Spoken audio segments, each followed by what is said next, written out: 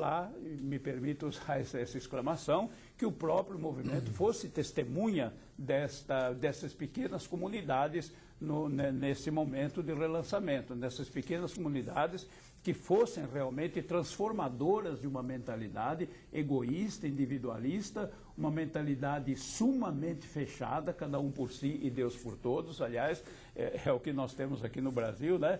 É levar vantagem em tudo, e esse levar vantagem em tudo é um grande obstáculo à criação de comunidade. Eu vejo, por exemplo, todo mundo vê aí na traseira dos caminhões, eu gosto de ver isso, a traseira dos caminhões, né? E até de muito carro que eu vejo, né? Está escrito assim, Deus criou a vida. Tudo bem, isso é ótimo, excelente, só que embaixo está escrito assim, para que cada um cuide da sua. É o fim daquilo que se entende por comunidade. Evidentemente, né, o fim daquilo que se entende por aquela comunidade inicial de Jerusalém, onde todos estavam unidos. Então, o movimento de Cursilhos poderia sim e deveria, na medida em que incentiva essas comunidades, comunidade de amor, de fraternidade, de partilha. Que palavrão esse hoje, partilha, né? Que palavrão esse quando cada um está procurando seus interesses, mas se o movimento de Cursilhos insistisse nessa vivência e convivência, aliás, faz parte da definição do movimento, dizer, o movimento de Cursilhos é um movimento eclesial de igreja que, mediante o método próprio, facilita a vivência e a convivência do fundamental cristão. Que é o fundamental cristão? É o amor, a solidariedade, enfim, é o perdão, é tudo isso. Que queira Deus que o movimento realmente seja testemunho, como foram testemunhos aquelas pequenas comunidades, e dizem lá os Atos que por força desse testemunho, uma multidão de pagãos se juntava àquela comunidade. Muito bem. Eu disse há pouco que o documento de Aparecida deve ser aproveitado ou ele passa. E o documento de Aparecida fala da necessidade de um novo Pentecostes. Eu gostaria que o senhor falasse desse novo Pentecostes. Meu Deus, está dentro, né, das minhas perspectivas de renovação. Eu dizia outro dia, estou até escrevendo um pouco sobre isto, que muitas vezes a expressão que usa para anunciar o Evangelho diz naquele tempo. E como diz naquele tempo, muitos dos cristãos católicos têm ideia de que aquilo foi naquele tempo, que hoje já não é mais, né? Não, o Pentecostes, efetivamente, que aconteceu naquele primeiro colégio apostólico, com a presença de Nossa Senhora, né? Aquela efusão do Espírito Santo, eles saíram entusiasmados, animados, corajosos. O documento de Aparecida fala 7 vezes sobre esse novo Pentecostes. Esse novo Pentecostes que tem que agir em nós, ou a gente se deixar abrir para o que aconteceu há 2000 anos atrás, um pouquinho mais. Quer dizer, a gente se deixar invadir pela luz do Espírito Santo, pela força do Espírito Santo, aliás, são 7 dons, né? Pelo discernimento do Espírito Santo, e a gente sair. A gente ir ao mundo como fizeram, é uma imagem extraordinária essa. Abriram as portas e saíram. Né? Eu me lembro do cardeal Rumes, que sempre repetia para a gente, cada vez que ele ia lá falar conosco, sair, né? Sair. E isso que o Pentecostes devia agir em nós. O documento de Aparecida repete, né? 7 vezes nós estamos necessitados de um novo Pentecostes. Se a gente for abrir aqui, quando o Jali, falou do relançar-se, né? Fala de novo de um novo Pentecostes. O que significa isso?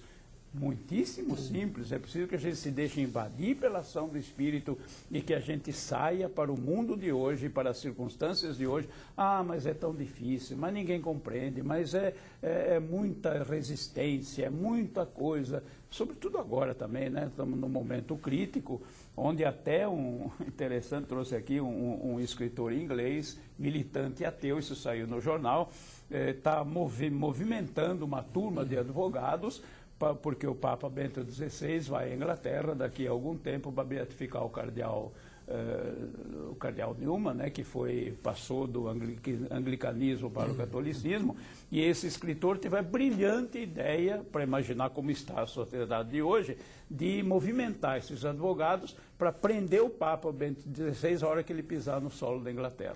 Isso está aqui, noticiário, tudo direitinho, alegando que ele não tem imunidade diplomática, só faltava essa. Bem, diante de todo esse panorama, eu estou descrevendo aqui alguma coisa que atinge o próprio Papa, a gente às vezes se sente tão pequeno, o católico se sente tão pequeno, tão limitado, que não tem coragem de deixar a ação do Espírito, né, agir.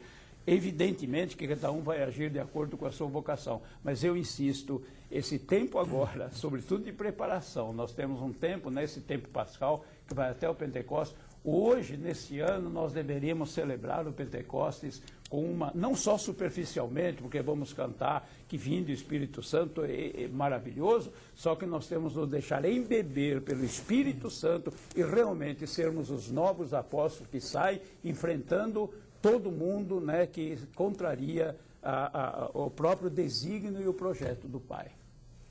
Padre Beraldo, tem uma pergunta aqui do pessoal de casa, o Paulo, ele é de Itajubá, em Minas Gerais.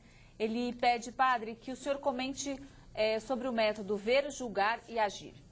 Pois bem, Paulo, o método ver, julgar e agir não é criação do movimento de Cursilhos. Esse é um método criado pela Ação Católica Francesa há muitos anos, eu não saberia lhe dizer, mas foi já por volta de 1890, por aí, portanto, já lá para trás, o método ver, julgar e agir, ele foi introduzido pela Ação Católica e trabalhado pela Ação Católica. Eu, durante um certo tempo, no início do meu sacerdócio, eu fui assessor da Juventude Operária Católica, e eu ficava admirado de ver como aquelas pessoas humildes, né, da casa, empregadas domésticas, né, perdão por usar a palavra que hoje também é meio assustadora, né, mas naquele tempo as pessoas trabalhavam o método ver, julgar e agir com imensa facilidade. Depois o método passou sendo um método pastoral da Igreja na América Latina e, sobretudo, aqui no Brasil, né?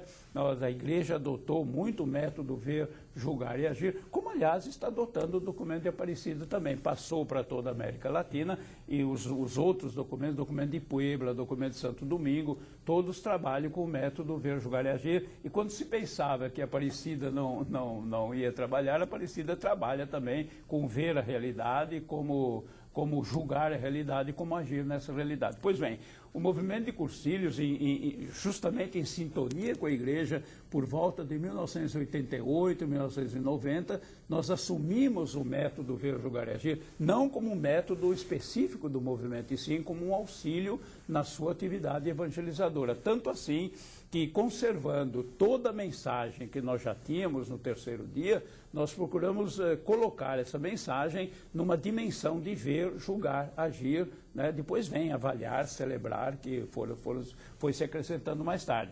Portanto, fica bem claro que o método ver, julgar e agir não é específico do movimento de Cursilhos, ele é, digamos assim, um modo dinâmico pastoral da Igreja, da América Latina, no Brasil, mas que nós do movimento assumimos, sobretudo no terceiro dia e depois nas atividades das comunidades de fé nos ambientes, para poder dinamizar o processo de evangelização.